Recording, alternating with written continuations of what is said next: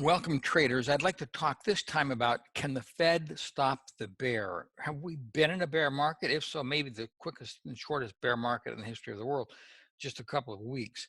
We've seen a huge amount of stimulus come in, and the big question is it all over? Are we back in a bull market? I'd like to show you what I think is in store. First of all, how about the Fed? Is it good, evil, benign, or just incompetent? You may have read the book, The Creature from Jekyll Island. There's a lot of books about the Federal Reserve System, how they've jacked the economy around, how they've created money supply, a lot of negative stuff out there about the Fed. And with probably some good reason as well. First of all, the Federal Reserve is not federal. It is not a private corporation. You don't have to take my word for it. You just look in the yellow pages and you'll see they're not listed under the United States government. The big question is, how does the Federal Reserve make their money? How do they stay in business? Well, the Fed earns interest on securities that it holds. And this amount is reported every year because the Fed is kind of a quasi-public company created by Congress with a presidential appointee on it. Interestingly enough, and if you really read all those notes about the Federal Reserve System, you'll find they kicked into the U.S. Treasury a lot of money. In 2002, about $24 billion based on the interest that they had received. So there is a quid pro quo relationship between the Fed. And real proof that they're not federal comes from a Supreme Court decision, Lewis versus the United States, where it was ruled that they are independently, privately owned, and locally controlled corporations. They're not part of the United States government. That has caused a lot of concern for a lot of people, very worried about, well, what are these guys really doing? Is there some cabal of bankers that are causing things to happen, like maybe the decline we just saw in stock prices? Well, this is what the Fed is supposed to do. It was really created in reaction to the Great Depression in 1929, 1930, established the FDIC to make certain that bank deposits were insured. In the old days, we just totally forgot about it. Banks went broke and people didn't get their money out of the bank. That happened all the time. You read the history of America up until the Federal Reserve, and there are a lot of people that lost their money when banks went broke. So that was one function, to make certain that deposits have some security to them. And the Federal Reserve gave a lot of powers. President Roosevelt did something that most people don't know about unless they're a gold bug, and that's that he made it effectively illegal to own gold. He made it that private citizens in America could not own gold. And it really gets back to that the Federal Reserve is no more federal than Federal Express. This is the executive order that President Roosevelt issued in April of 1933. On or before May 1st, all gold, bullion, etc., had to be turned into the United States government. It's really pretty amazing. And notice criminal penalties, $10,000 or 10 years just for the possession of gold. After 1933, May 1st, owning gold was about the same as owning cocaine, being caught with that. Really a huge change in the economic system of America began about 1933 to 1935. Now, in 1935, the Fed was given a congressional mandate. It was a World War II Employment Act, and it added the goal of promising maximum employment on the list of the Fed's responsibilities. Now, this is really critical. I'm going to show you some charts in a moment that get back to the Fed relationship to employment. The Fed goals, which were established by Congress, is one, full employment and stable prices. So the Fed, remember when we had inflation under the Jimmy Carter era, we had a massive inflation. The Fed stepped in under Paul Volcker and slammed that down. The problem is it happened in the first place, didn't it? Why did they let it get out of control? The next one, they're supposed to supervise and regulate banks to make certain that the banking system is sound. And they've done a pretty good job of that. It's fluctuated, of course. This is the imperfect world that we live in. The main ability, the third point, is to maintain the stability of the financial system and contain risk. And that's where we are right here, right now in 2020. We've seen a huge amount of risk in the marketplace because of a virus that has swept around the world. And this is another important point I'll revisit in a moment. This virus kind of came out of the blue from China, of course. Excuse me. And It wasn't planned. The response to the virus and to the economic slowdown is what I think is going to be critical, and that's the real point. Can the Fed stop this thing? Do they have it within their powers? Well, let's look at the Fed a little bit more in depth. They do add about $30 billion a year to the US Treasury. Most people aren't aware of that. Instead, they want to abolish the Federal Reserve. These people that are trying to abolish the Federal Reserve probably don't realize they're actually kicking into the Treasury as well. Now, this is what the Fed did, or what the Fed does do, and this is really important. In September 11, 2001, the terrorist attacks, the Fed immediately got into the marketplace.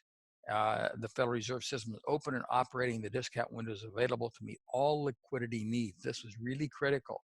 The Fed opened up the windows to cash basically and said, we will give all the money you need for whatever it is you need. Well, in the days that followed, the Fed lowered interest rates, critical things. So see, the Fed has two things going here. They can increase money supply, that's like putting gas into a car, and they can increase or decrease interest rates. Interest rates are like the brake on a car. If interest rates are high, oh, it slows the economy. If they're low, the economy will boom.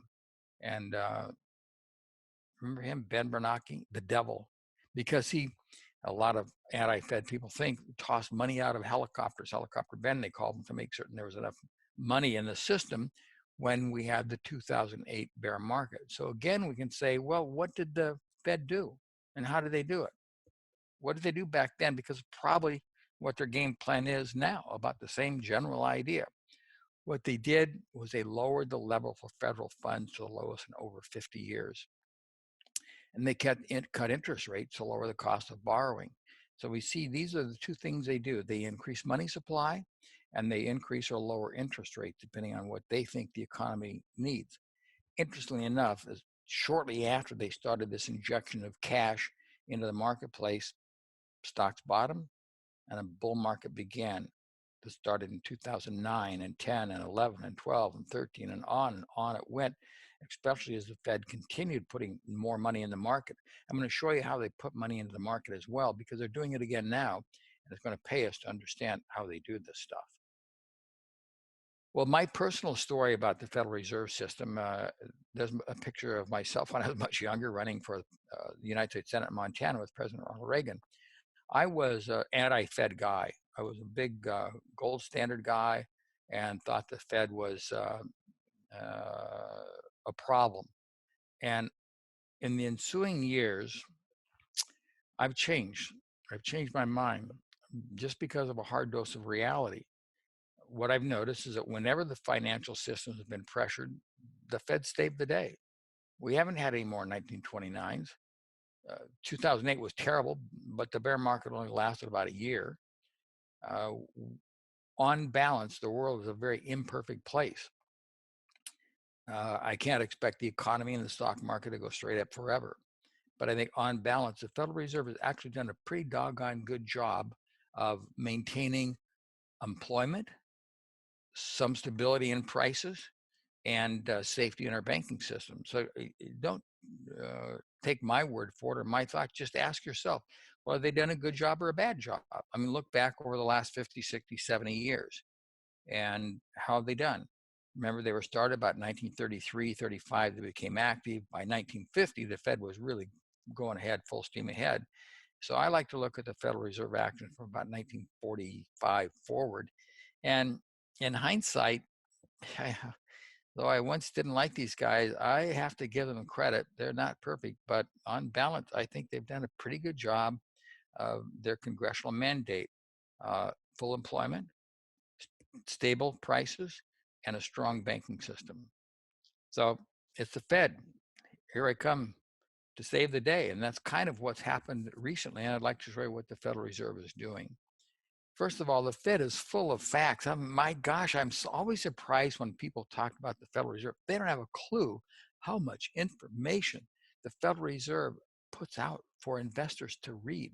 They have inflation forecasts, GDP forecasts, employment numbers, manufacturing output. They have stock price history.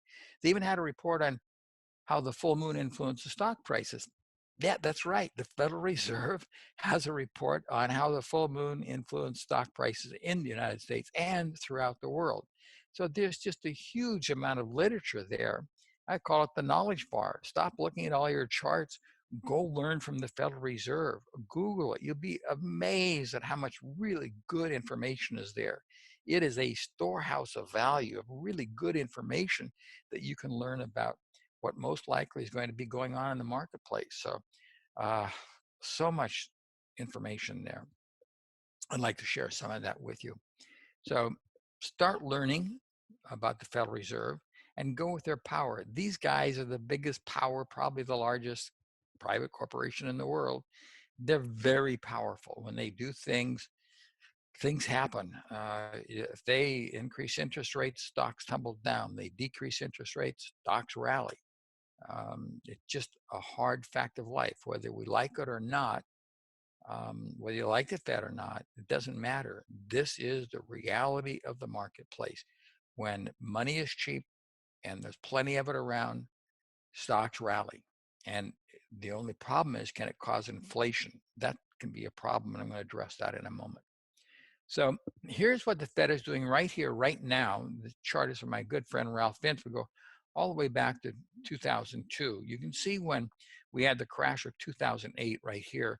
Look at the huge increase in the balance sheet of the Federal Reserve. They injected money in. Then we started to get into a little bit of a recession in this area, not quite. And again, huge amount of money, and stocks rallied. Now look what they've done now. New highs in their balance sheet. This is through this last week. While stocks declined, they immediately stepped in, said, whoa, we're opening it up. We're going to put helicopter Ben or somebody up there in a helicopter and toss trillions of dollars into the economy, and we're going to turn this thing around. The only question is, will it work? Will it work? I think so, because in the past, it has worked every time they've pulled these rabbits out of their magic hat.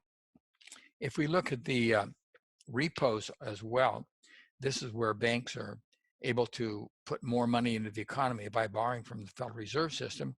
Notice in 2001, the 9/11, they put money right in, did the same thing in 2008, and again, they're putting money in the system. Huge amounts of money, just like, wow, huge. This will have an impact on the markets. It has to.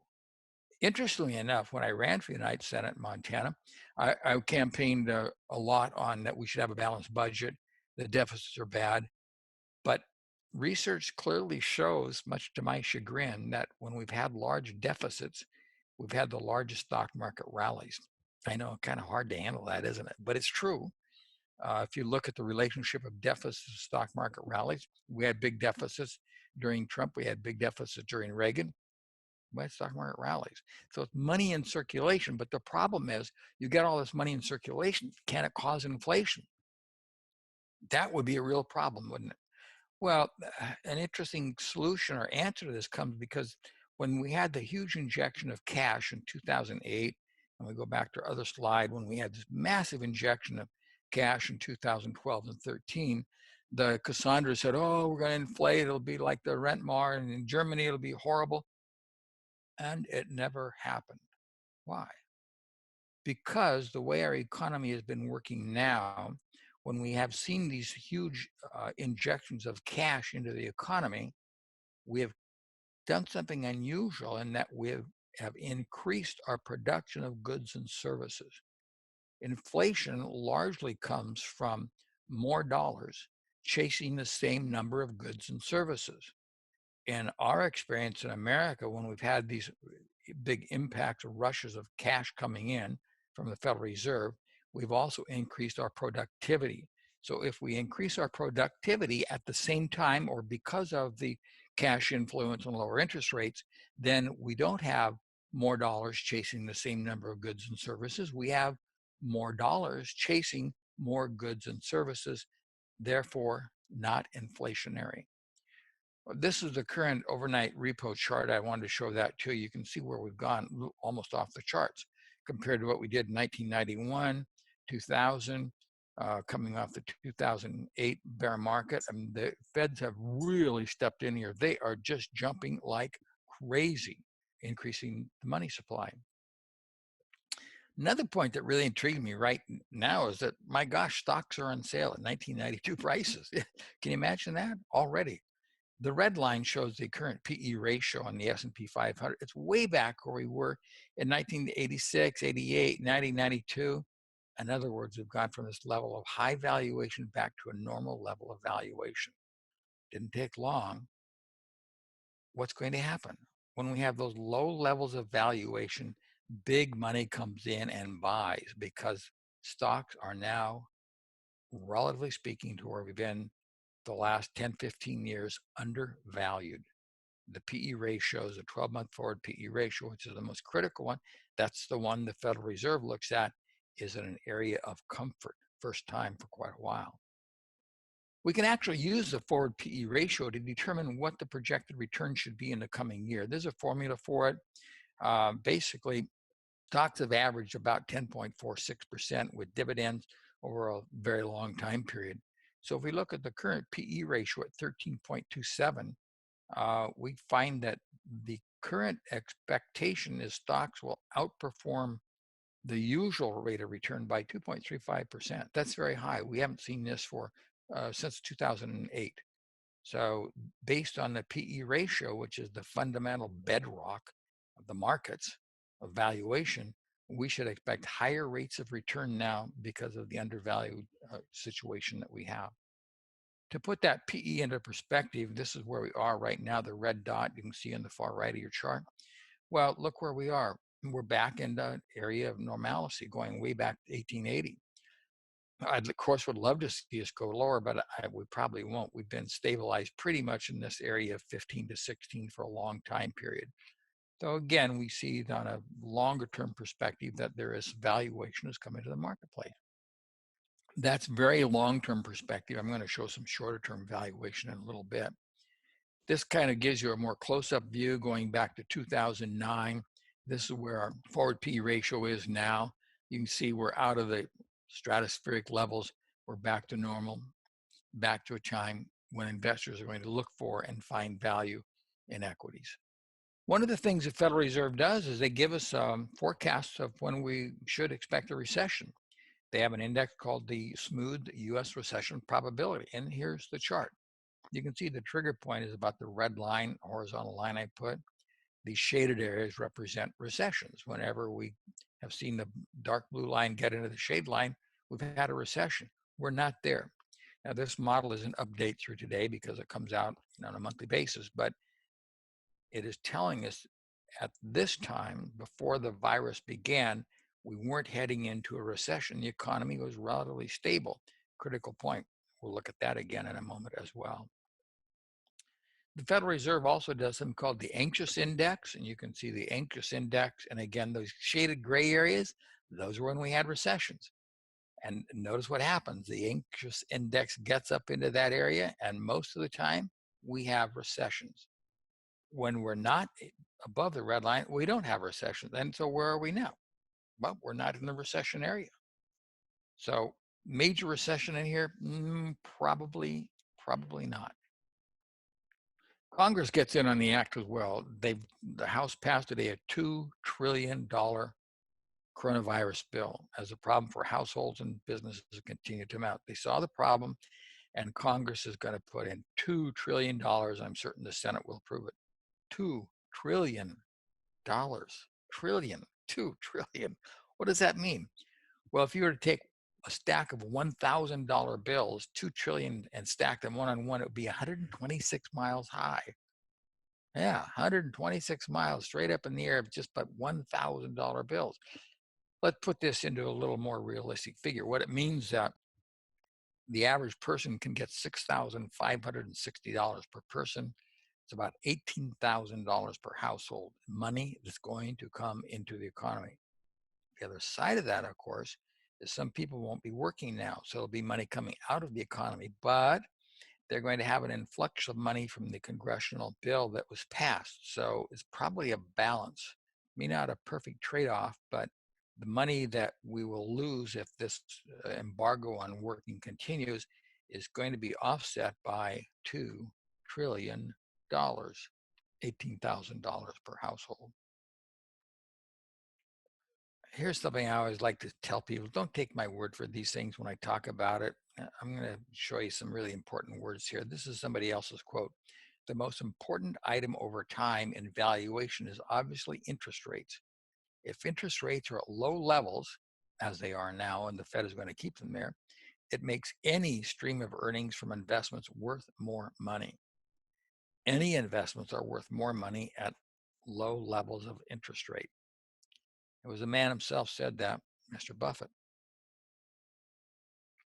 In theory, lower interest rates will lower mortgage interest payments. They'll leave householders with more disposable income.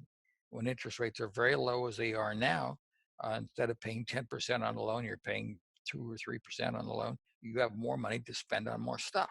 So that's productive for the economy. Lower interest rates make it more attractive to buy assets, to buy houses, to buy stock, to buy anything. So it's more productive for the economy. So low rates are really bullish for the economy. In theory, now we're talking theory here, lower interest rates will reduce the incentive to save. Because why save if I don't get any money in my account? Savings aren't, what do they pay now, 0.25%, 1%? Who wants to save money? So instead of saving money, people spend money. That's one reason why low interest rates from the Federal Reserve System are so powerful, such a stimulant of the economy. And if you have cheaper borrowing costs as a borrower, you can get more money, or you're more willing to borrow money, so you can go out and increase your inventories, build factories, do research. So it's a two-edged sword here that cuts both ways. A, it helps people have more money so they can buy stuff, and that helps people who want to build. So it's very powerful when we have these levels of low interest rate. It's no wonder Mr. Buffett said what he said, that low interest rates are really bullish for the markets. Well, let's go from theory to facts. I think you're going to really appreciate this chart. When interest rates are high, that's the black bars that you see. The next year's return in stock prices are negative, not so good. Interest rates are low. Look what happens to returns. The white bar is stock returns. As interest rates go down, stock returns go up. Is there a message there? We are in a very low interest rate environment. Yeah, there's a really strong message there. I think the recession is over. Yeah, over. Here's why. The blue line represents a 4-week moving average of initial jobless claims. And whenever we've gotten above 500,000, the Fed has stepped in and gone wild to stop this increase. Well, this is where we are now. One month went all the way up here. So we're above the trigger point where the Fed is going to step in. And notice as we get above that, the recession just is about over. So let me show you something. I pointed on my charts here when employment got above 500,000. Unemployment. Oh, at the low in 1974. Another great buy point in 1981. In other words, this is when the Fed says, oh, too many people are unemployed. We got to do something. And they step in and they do something. Here again, they did it in 1991. The Fed stepped in and away went prices. And then they did it in 2001. And we went a little bit lower, and then we came up big bull market, and there where they began their action in 2008. So we're at the critical level, and they're going to put money into this market, and that's going to be really bullish for stock prices. If you look at recessions and stock returns, this is kind of interesting.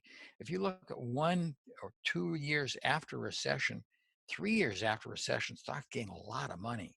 So we've been in kind of a mini recession here, as shortest one ever, maybe. But there is potential. That's all it's telling us, potential for more, and this market returns. And of course, StockCharts.com, God bless them, has the interest rate curve, the yield curve. Look at that. As the yield curve is going straight up, that's positive. At these peaks we've seen before, the yield curve is turned down. So the direction of the curve is what's important.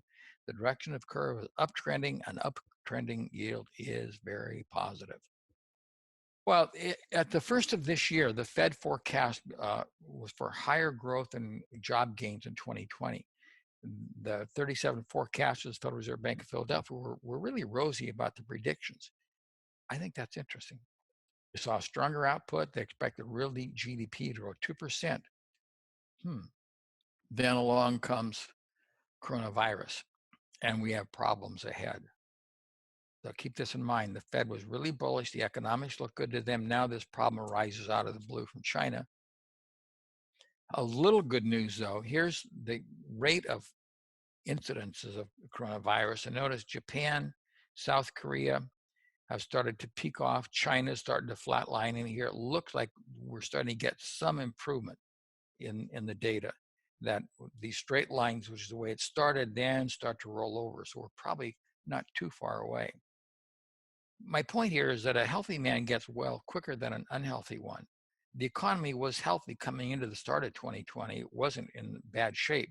So we should pull out of this because we weren't in bad shape to begin. 2013 Nobel laureate Michael Levitt from Stanford had some really interesting comments. He was correct. He predicted that China would peak out about 80,000 cases of the virus, and he was right. That's just about where they topped out. He now predicts a clear sign of slow growth throughout the world. And he says, we need to control the panic. Would you be just fine? It's the panic that's the problem. The main statistic he believes to be an indicator of the way it's spreading is the growth in the rate of patients who die from it. So you might want to watch that, those of you who are watching the data. It's just flu with good public relations. And his prediction is March ends the virus in China, which probably around April it should be for the rest of the world. There's the daily increases of virus in China. You can see how it's peaked. I'd like to focus on gold for a little bit here because that's important to investors. How does that play into what's going on in this market? Well, what influences gold really are interest rates. The gold's first bull market began when the Fed fund rate was rising, and then it declined when interest rates were declining. Gold dances to the tune of interest rates. It's just really important. When interest rates are declining, gold doesn't do very well. But I have a valuation model based on that that's really interesting. You can see my value models of undervalued is down here. Just last week, we were undervalued and gold took off to the upside. If it gets overvalued again, I want to look for short sales because you can see that's pretty much what happened. So this is a real good comparison. Interest rates have a huge impact on gold prices. Right now, we had a big rally in the gold market. The next time we get overvalued, I would expect this market will start to come down. It's also a supply-demand market. Now, here's the critical point. The black line is open interest. That's the largest open interest, so the most amount of gold has been held by the public ever. So the commercials, that's the red line, the producers and users of gold, they have the largest short position ever. So who's going to buy gold now? The public, the blue and green lines are heavily long. There's nobody left to buy it. I think we're continuing to see gold work lower. In fact, here's a cycle projection from Timing Solutions. It looked like we should start to come down until about the middle of the year. Then we're going to have a nice rally in the gold market. Quick focus on stocks here. Stocks are areas of undervalued. You can see we can value stocks as well. And this is where we are now. We're undervalued. As you know from the last special report I did for StockCharts.com, my panic indicator entered the buy area. We said buy stocks, and we've now seen the largest rally in stock prices since 1933 following that report. So we see we're in an area of value at a time that we've seen some extreme strength in the market. That's really positive stuff for us. Cycle projection, sure, let's take a look at that. This is what I expect on an intermediate term basis. We're going to rally up to about the 1st of April, come down to around April 15th, and then move back to the upside. So that's my view. I think that we have turned the corner here. The Federal Reserve is not going to let the bear continue. It might be choppy, but are we going to crash and see the big depression the Cassandras are crying about? No. The Federal Reserve does a pretty darn good job of it. So look for higher stock prices, oscillating market, but the bear market, I believe, is over. If you want to come trade with me, go to our website, ireadytrade.com, for my weekly advisory. That's it. Until next time I do this, everybody at StockCharts.com, thank you and good luck and good trading to all of you. Hey guys, Grayson Rose here with StockCharts.com. Thank you so much for watching. I hope you enjoyed this video. Remember, if you did, give us a like down below, leave us a comment. We'd love to hear from you. And most importantly, don't forget to subscribe to our YouTube channel for daily content from an incredible collection of technical analysts and financial minds. We'll see you back here very soon. Happy charting, my friends.